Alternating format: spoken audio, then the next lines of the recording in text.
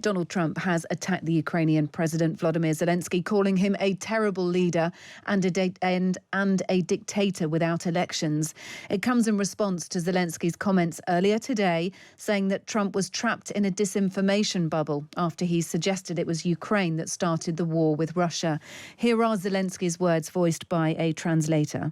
The misinformation circle around President Trump, we should influence it. I don't know where they meet, in Mar-a-Lago, in Washington, but undoubtedly he is surrounded by Hungarian representatives, by lobbyists from Slovakia, and I don't mean people of Slovakia, but politicians.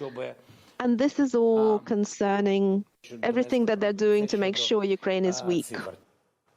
Well, this, of course, is our top story on tonight's show. Let's go on the ground to Ukraine now.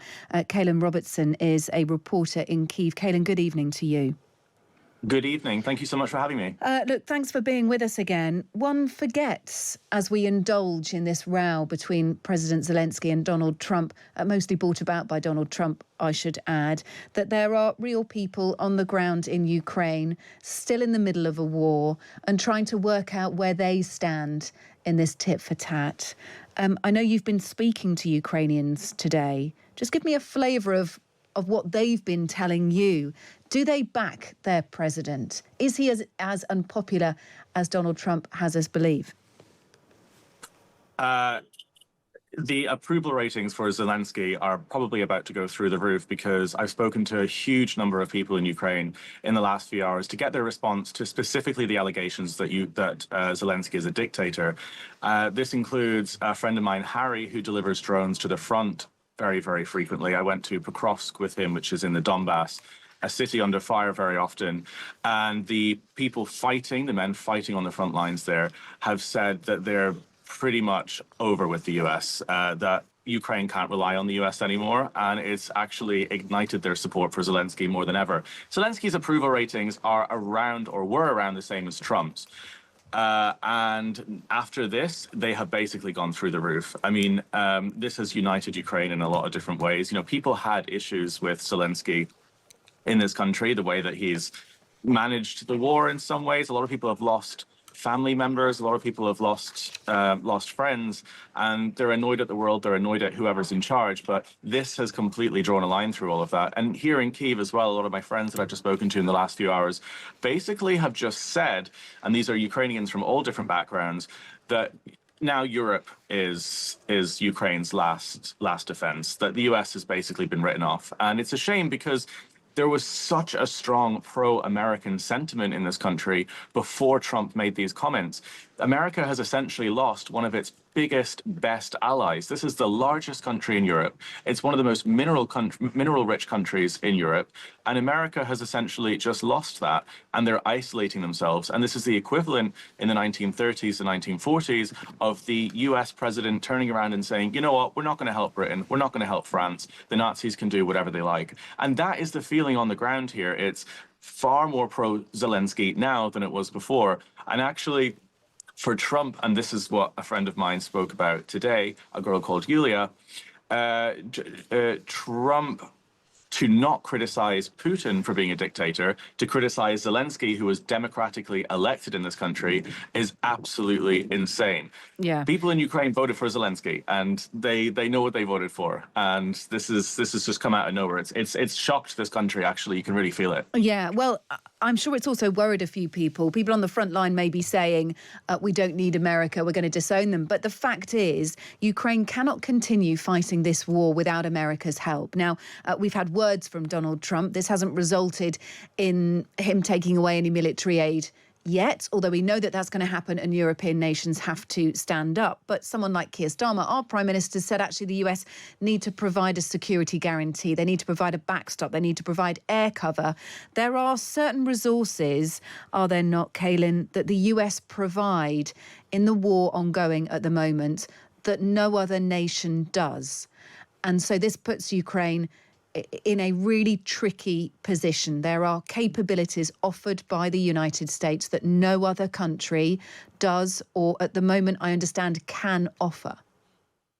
Not quite. Actually, there's a feeling here Ukrainians have been through a huge amount, the impossible. They've survived genocides, the Holodomor, they've survived famines, the colonialism from Russia for nearly 100 years. And the feeling on the front lines here, and the feeling here in Kyiv as well, is that they'll survive this with or without America. And I know America provides a huge amount of military aid, but actually, if Europe steps up right now at this very point and increases its GDP spending on Ukraine, this country can win this war rapidly. Look, Russia is spending 47%, Britain's spending 0.1%. It won't take that much to actually reach that tipping point, and it is possible.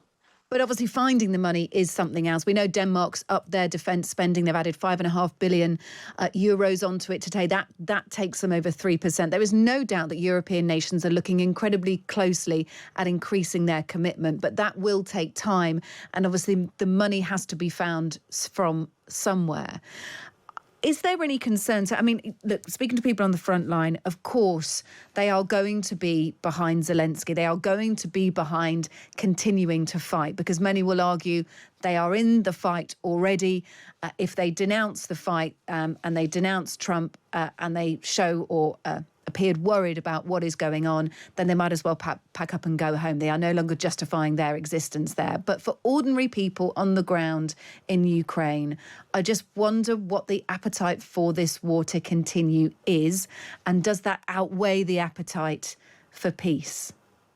Well, there isn't an appetite for the war to continue. There's an appetite for Ukraine to be independent and not have Russia continually try to invade this country and do what it's doing in the Eastern Front and in the Southern Front. That is what Ukrainians want, and they talk about it all the time. They don't want war. There is a Kremlin lie that's been put out endlessly since the beginning of this invasion, that Ukraine wants war, that Europe wants war, that this is somehow warmongering to defend Ukraine. But actually, people here hate the fact that Russia has done this, and they want it to end too. But the only way it can end is by Ukraine being given what it needs to win this fight, and for Ukraine to kick Russia out. I mean, that is basically the conversation that continues to this day, and it's what's true. And what Trump has been doing, and Ukrainians know propaganda, they know Russian propaganda more than most of us in the West, because they've been pumped with it for generations, is what Trump is putting out is Kremlin lies, is Kremlin talking points and Kremlin propaganda. And that is also included in saying that somehow Ukrainians want to continue the war, which they don't. No one wants this war to continue, except for Vladimir Putin, who wants to take over this country. So that's how it feels tonight. It's pretty shocking. This is just like weird being here in this moment. Everyone is talking about it in all the bars and restaurants right now here, but it's basically a feeling that Ukraine is on its own now. And, well, America has isolated itself from Ukraine. Yeah. It is up to European nations to step in, and look, we will really see what that looks and sounds like within the next few weeks or so.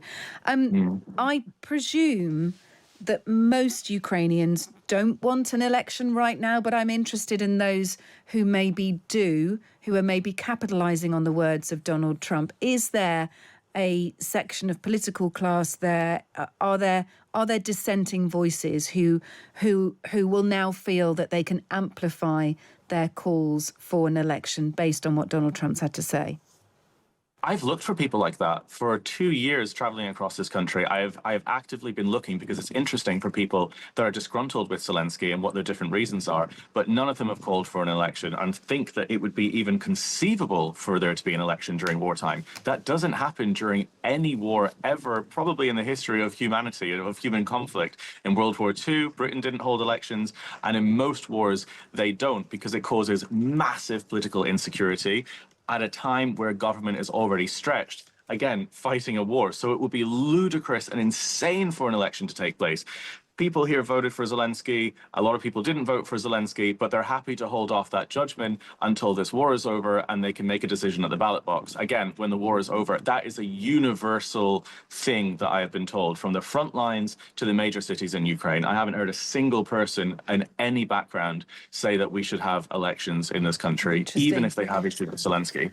Look, thank you for speaking to us. Caolan Robertson there, who is a reporter in Kyiv on the ground, just taking a sense for us really on what people in Ukraine are saying. They are, of course, on the front line themselves of this huge row that's erupted between Donald Trump and President Zelensky. Not a row that President Zelensky wants, but of course he has had to respond to some of these comments from Donald Trump, of course calling Zelensky a dictator, saying he better move fast or he won't have a country yet.